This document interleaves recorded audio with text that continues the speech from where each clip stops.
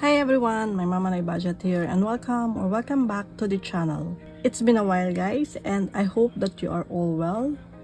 I apologize for not being active for the most part of April. I only uploaded one video at the start of the month and then So we went to the province during the Holy Week, got busy with household chores, lost my voice and had another migraine attack, but all is well now guys. In today's video, we are going to do our savings update for the first quarter of 2023. I am a little behind on this guys, but still I will be sharing with you how we did in the first quarter in terms of savings. We are going to count how much we have saved so far in our savings and savings challenges binder, and at the same time we are also going to update and color our savings tracker. So I do have two kinds of tracker guys. I have this numerical tracker and visual tracker. Okay, so I use the numerical tracker to keep track of the actual amount of savings I have in my envelopes. On the other hand, the visual tracker is for me to see my progress, especially if I feel that I am not making any progress at all. So every box that I color makes me feel that I am moving one step towards my goal and motivates me to keep going. And so guys, without further ado, let's go ahead and get started. Okay, so we are going to start with our savings challenges binder. So as you can see guys, I already have the beginning balances written down. And as we go along, we'll subtract it from our current balance to get our first quarter savings for each category. So we're going to start with our pink glittery binder. Okay, so let's go ahead and start with our 50 envelope savings. Okay, so for our 50 envelope savings, we have 1,000, 500, 600, 700, 800, 900, 2,000, 100, 200, 300, 400, 500, 600, 700, 800, 900, 3,000, 100, 200, 300, 400, 500, 600, 700, 800, 950. So we currently have 3,950 pesos. Okay, so let's go ahead and add it. 3,950. Okay, and if we subtract it from our beginning balance, less 2,650.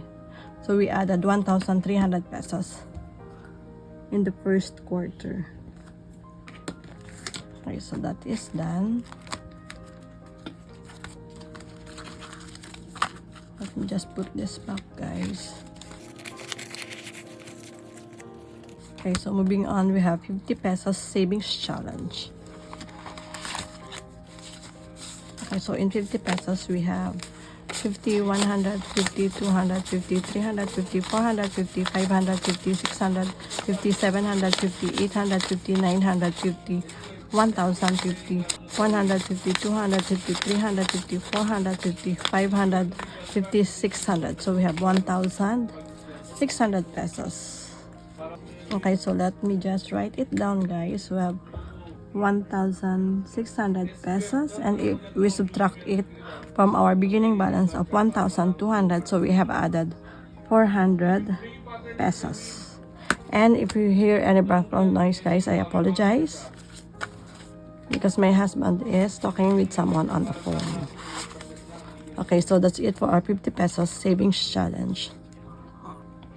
Okay, now on to our 100 pesos savings challenge. Okay, so for 100 pesos savings challenge, we have 100, 200, 300, 400, 500, 600, 700, 800, 900, 1,000, 100, 200, 300, 400, 500, 600, 700, 800, 900, 2,000. So we have 2,000 pesos in our 100 pesos savings challenge. And we started the year with 1,300, so we have added 700 pesos. Yeah, that's correct. Okay, and the last one on this binder is our 200 pesos savings challenge. And 200 pesos currently have 2, 4, 6, 8, 10, 12, 14, 16, 18, 20, 22, 24, 26. So that's 2,600 pesos. And we started the year at 2,000 pesos. So we have added 600 pesos. And that's it for our pink glittery binder. Okay, next is our other savings challenges binder. Okay, so for this binder, we have rainy day savings. And in rainy day savings, we have 500, 600, 700, 800, 900, 1,000, 100, 200, 300, 400, 500, 600. So we have 1,600 pesos. And our beginning balance for our rainy day savings is 1,200. So that means we have added 400 pesos. Okay, so rainy day savings is done. And then next up is birthday savings. And in birthday savings, we have 500, 600, 700, 800, 900, 1,000, 100, 200, 300. So we now have 1,300 pesos in our birthday savings. And we started the year with 400 pesos. 1,300 minus 400. That means we have added 900 pesos. Okay. Our goal is to save 2,500 pesos before September, guys. So this is for my son's birthday. And then we have anniversary savings challenge. Okay, so in anniversary savings challenge, we have 100, 200, 300, 400, 500, 600, 700, 800, 900, 1,000. So yeah, that's correct. 1,000 pesos in our anniversary savings challenge.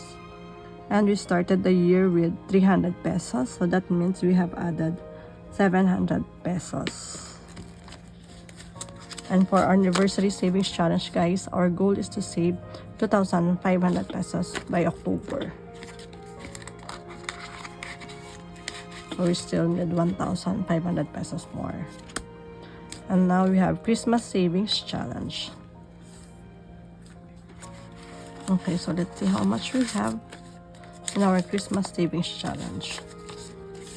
Okay, so we have 500, 600, 700, 800, 900, 1,000, 100, 200, 300, 400, 500, 600, 700, 800, 900, 2,000, 100, 200, 300, 400, 500, 600, 700, 800, 900, 3,000 pesos. So yeah, that's correct. We have 3,000 pesos now in our Christmas savings challenge. The 3,000, and we started the year with 2,100 pesos savings in our Christmas savings challenge. So that means we have added 900 pesos so far. And our goal for this, guys, is 5,000 pesos. So I'm quite positive that we are going to finish our Christmas savings challenge this year. Okay, then moving on, we have our iPad savings challenge. Okay, so in the iPad savings challenge, we currently have 100, 200, 300, 400, 500, 600, 700, 800, 900, 1,000, 100, 200. Yeah, 1,200 pesos. And we have 900 pesos at the beginning of the year. So that means we have added 300 pesos in our iPad savings challenge. And we are making a very slow progress here, guys.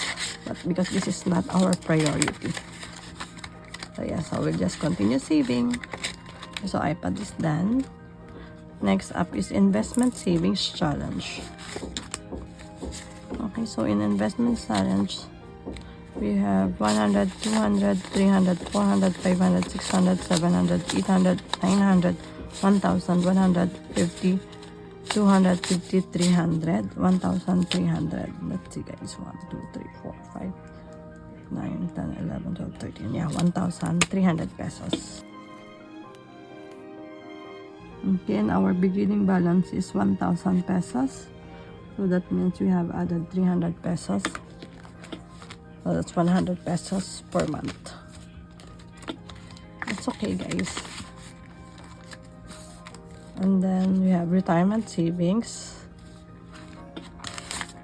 So in retirement savings, we have 1, 2, 3, 4, 5, 6, 7, 8, 9, 10, 11. So 1,100, 250, 300. 1,300 pesos. Okay, so we have added 300 pesos, the same as our investment savings challenge. Okay. And then we have college fund savings. And in college fund savings, we currently have 1, 2, 3, 4, 5, 6, 7, 8, 9, 1,050, 150, 200. So that's 1,200 pesos. And then we started the year with 900 pesos. So that means we have added 300 pesos as well. Okay, so let me just put this back. And that's it for our priority savings binder. And then we will add this up later together with our, or rather that's it for our savings challenges. And then we will add all this later together with our priority savings. Okay, so now on to our priority savings.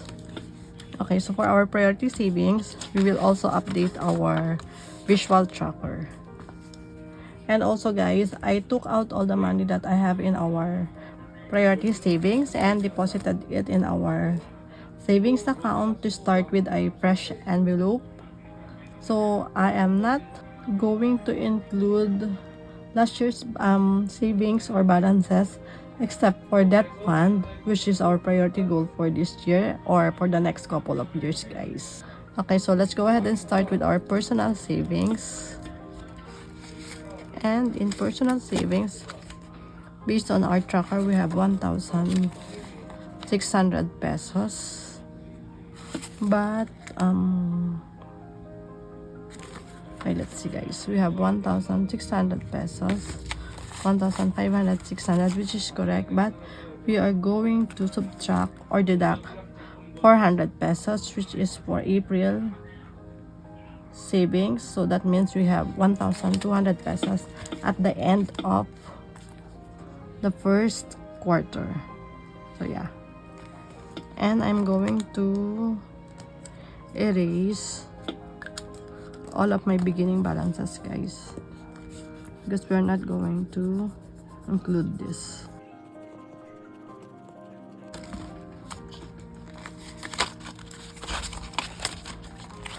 Okay, so for personal savings, we have 1,200 pesos.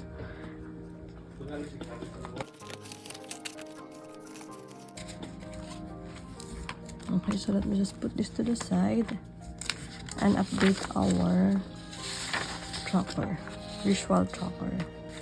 Okay, so at the end of the first quarter, we have 1,200. So that means it's here. Okay. Okay, so next up is that fund. And for that fund, our current balance is 25,000 pesos. Okay, so let's see. So we have 10, 20, 20,000 pesos in the bank, 21, 22, 23, 24,500, 25,000 pesos. So we have 25,000 pesos less 1,000 pesos April savings. So that means we have 24,000 pesos at the end of the first quarter. And we have a beginning balance of 20,000. So that means we have added 4,000 pesos in the first quarter alone. So yeah. Okay, so let's go ahead and update our visual tracker. Okay, so we have 24,000 pesos. So we're up to here. I'm just going to color this, guys.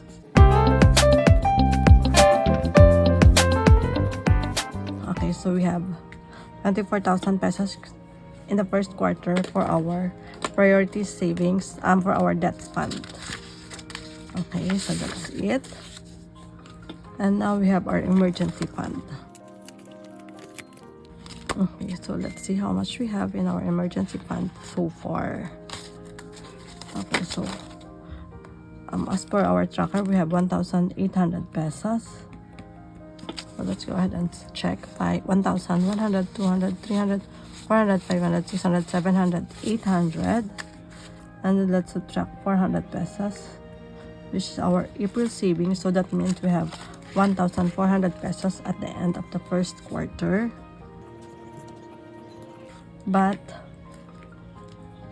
I also just want to mention, guys, that we do have an emergency fund savings of 50,000 pesos in the bank, which we completed last year. So we have 1,800 pesos currently in our emergency fund, plus the 50,000 pesos that is in the bank. So that means we have 51,800 pesos so far in our emergency fund. And my goal for this year, guys, as I mentioned, is to save for our debt fund, and then that's why we are only putting like minimal amount in our emergency fund. So we have 1,400, and let's go ahead and update our visual tracker for our emergency fund. So we are going up to color up to here.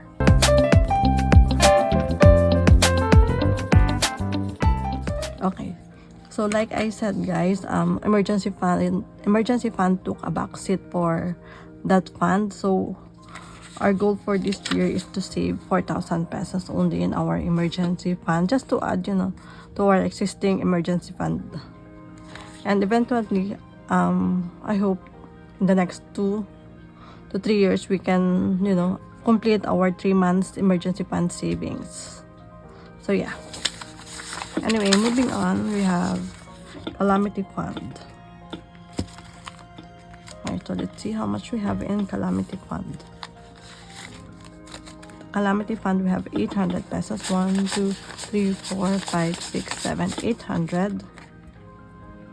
But we have to deduct 200 pesos, which is our savings for the month of April. So that means that we have 600 pesos at the end of the first quarter.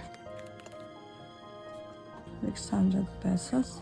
And also, guys, unlike our emergency fund, we also have a 50,000 pesos savings for our calamity fund in the bank. Or actually, it's like 52,000 pesos savings in our calamity fund. So we have completed this 2 years ago, and then last year we have completed our emergency fund savings of 50,000 pesos. And for this year, in the next 2 years, I guess, we're going to focus on our debt fund. The calamity fund has 600 pesos at the end of the first quarter. So let's update our visual tracker. So we have 600. So we are going to color 3 boxes. Okay. So let me just put this to the side. And let's go ahead and start adding our numbers. Okay, guys, so for the first quarter of 2023, we have a total savings of 14,300 pesos, which is quite amazing, guys. I did not expect to have this much savings, guys, for the first quarter, because I am only like putting small amounts, guys. Oh yeah, so let's go ahead and add our ending balance, guys, to see how much we have so far. So this includes not only the first quarter of this year, but also the savings that we have previously. Okay, so we have 49,250 pesos, guys. Okay, so we have 49,250 pesos as of the first quarter. That's 49,250 pesos plus we have 50,000 pesos emergency fund savings in the bank, and then we have 52,000 pesos calamity fund savings in the bank as well. So our total savings as of the first quarter of 2023 is 151,250 pesos. But in the first quarter alone of 2023, we have saved a total of 14,300, guys, which is really amazing, guys. I really can't believe it, guys. It just goes to show, guys, that every amount that you save adds up. So do not be discouraged, guys, if you can only save like 50 pesos or 100 pesos every paycheck. Because if you consistently do that, at the end of the year, you'll have 1,200 pesos or 2,400 pesos. You know, guys, which is better than nothing. And also, guys, when an opportunity comes for us to receive more financial blessings, we already know how to handle it. So yeah, so that's it, guys. If you reached this part of the video, thank you so much, and I appreciate you. If you haven't subscribed to the channel, please do consider subscribing to help our family grow and join me in my journey to financial freedom. Thank you for watching and spending your time with me. Keep safe, everyone. God bless, and I'll see you next time. Bye.